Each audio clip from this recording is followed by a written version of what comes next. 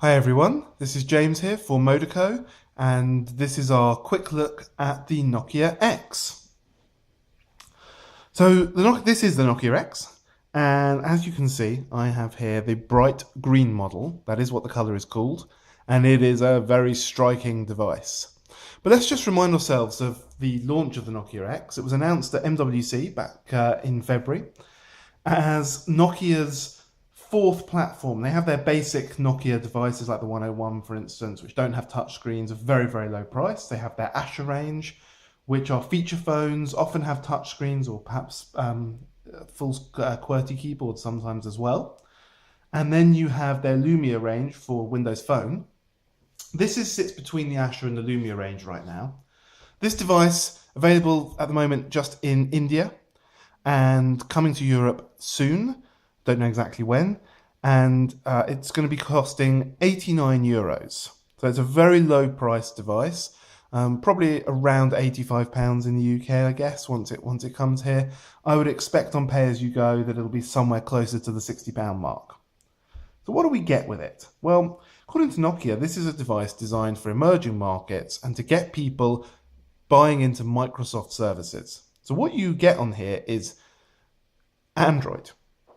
But it's not Android as we know it, because there are no Google services.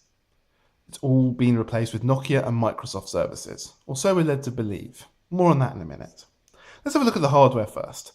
So we've got this really attractive green case. It's a lovely colour.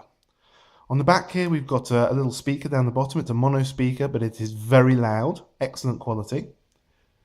We have up here a 3 megapixel fixed focus camera, no flash. The left side of the device has nothing on it.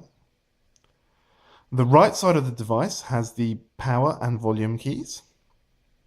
Very nice buttons. On the top of the phone, we've got the standard 3.5mm headphone jack. And on the bottom, we've got a standard micro USB charging point. The screen is a 4-inch WVGA, that's 800 by 480 screen. I don't believe it's an IPS panel, I think it's just a standard TFT panel. Under the screen we have the single capacitive button. We'll talk about how that works in a minute. There's no front-facing camera at all. Obviously we've got the speaker grill for making phone calls, and there's a little microphone hole down there. As far as I can tell, it's a single microphone, but I haven't had any problems with call quality with this device. So switching the device on using the power button on the side, and this is the lock screen, and it shows you some notifications. And these are coming from your fast lane and some notifications on top of that, and we'll come on to the fast lane in just one moment. You unlock the device by swiping it away, and you land at the home screen. Now the home screen is very reminiscent of Windows Phone. These are live tiles in the way that Windows Phone has live tiles, slightly simplified. They don't show as much information, they don't seem to update very often, but that could be just because apps are very new and they're not taking advantage of what Nokia are offering. It is a slightly weird effect as you move things around, but you get used to that quite quickly. Just like on Windows Phone, they can be expanded, but there are only 2 sizes. And we can see the sorts of things. This is almost a completely fresh device. I've installed a couple of things and done a couple of things with it, but basically pre-installed, this is how it looks. You get BBM, weirdly. You get Facebook, Twitter, a web browser, email app. You get a camera app. This is a link to the gallery. The last picture I took was just black, interestingly. You get Nokia Mix Radio and Hear Maps, which is one of the main benefits of this device, because you really get those great Nokia services. It's got an FM radio on board, and you get some games pre-installed. And these are all links to apps. But there's also Android widgets, such as this AccuWeather widget. This is a dual SIM device, as all the Nokia X range are, I believe. I've got a SIM only in SIM slot 2 at the moment. SIM slot 1 is empty. Only SIM slot 1 will work on 3G networks, but both SIMs can be active at once. What's interesting is a lot of these apps are skinned versions of the standard Android 4.1 AOSP applications. Email, which I haven't set up, this is the standard email app just with the Nokia X skin on it. But the web browser is quite different. This is a Nokia-built web browser. and it encourages you to search right from the off. You can select your search engine as well. One of the things that you'll notice as I'm moving through things here is that not a single Microsoft service exists on this device. And when you set the device up from scratch, you don't need to create any accounts at all, which is really nice, but it doesn't tie up with Nokia saying they're pushing Microsoft services. I've installed the OneDrive application from the Nokia store, but that's it. There's no Skype pre-installed, but you do get BBM pre-installed. It's a little bit strange. Apps are typically downloaded to begin with from the Nokia store, and we have to do a Nokia store update. And actually that's useful because it shows notifications on the device. That is how a notification appears. Once it's gone, the notification is gone. It does not appear in the standard Android notification way, although you do get the pull down, which shows some information, some quick toggles, and a link to the settings, which we'll come to. But the Nokia store is where you're going to get your apps from. It works well enough, and there is more in there than I expected, but it still is somewhat bare. You can get things like Pocket, though. Facebook and Facebook Messenger are all in there. You've got now a Tap Talk app, that's new as of this week, I believe. And you've got the Outlook.com app, which wasn't available at launch. And there's various other things available to you here on the featured screen. Search works very similarly to all the other app stores that you might have seen. You've got, excuse me, all the list of categories. And yeah, it needs a bit of filling out, but basically it's okay. You can always install the Amazon App Store or any other app store, and other app stores are available to download from the Nokia store as well. When you're on the home screen, you swipe left or right to get to Fast Lane. Now, Fast Lane is where you will see a history of everything you've done with your device. This will have all your notifications, it will have every app you've opened in chronological order. Missed calls, I took some screenshots, etc., etc. Tap this button up here for quick social network sharing. And it will ask you which network, and you can quickly share off some stuff to your social networks. Fastlane is really useful, a nice innovation. Quite happy with that.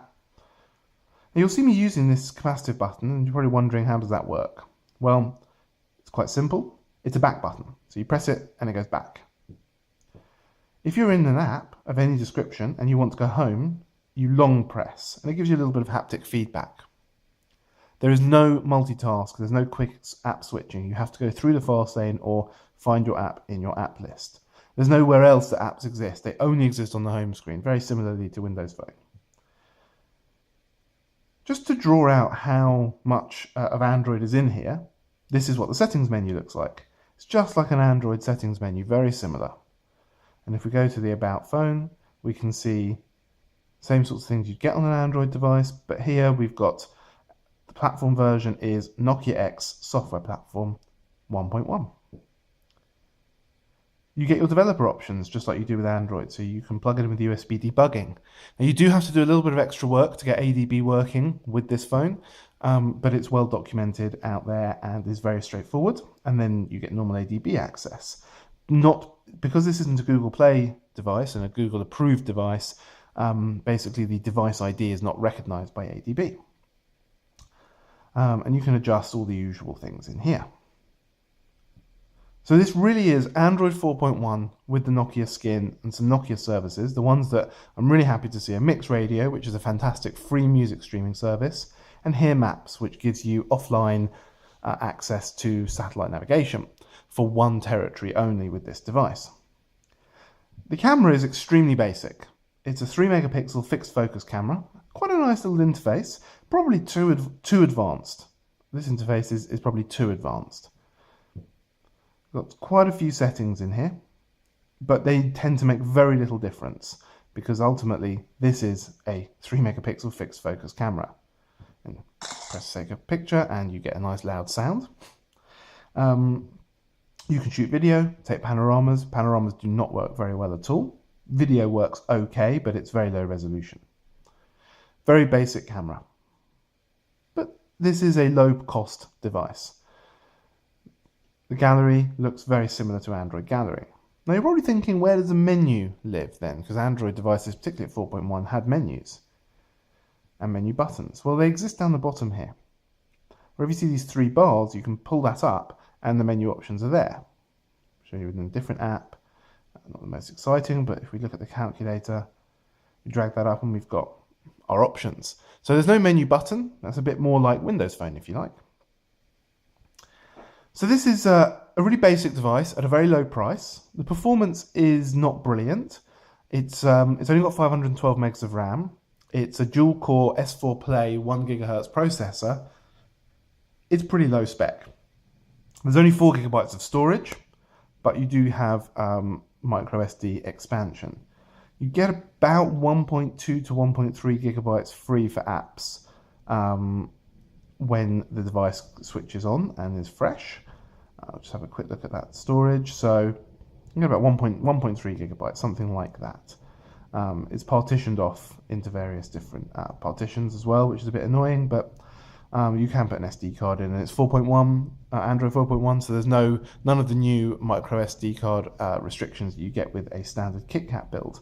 But it works really well as a phone, particularly as a phone actually. It really does work well. An obvious comparison device is the Nokia Lumia 520, which I have right here. The 520 can be had for a lower price than the X today, and the 520 is a far more accomplished device overall. It's significantly faster, it's quite significantly smoother in operation. It really is a fantastic phone, the 520, for the price you can get it today of around £60. The screen is significantly better. If we go into the display and actually turn the brightness up to the maximum it'll allow, the screen really does pop a little bit more on the 520. It's, as I say, a lot faster. The camera is far more accomplished. So if you can stretch to the price of the 520, which actually right now isn't probably much of a stretch beyond the X, if at all, then I think the 520 is probably a better device. But the Nokia X is really interesting. It's certainly far more attractive looking, especially if you get it in one of these bright colours. I strongly recommend going for the bright colours. It is available in black, but the black is probably a tiny little bit boring. So perhaps to be avoided. Thanks for listening, thanks for watching, and check out the MoDaCo site for our full review of the Nokia X.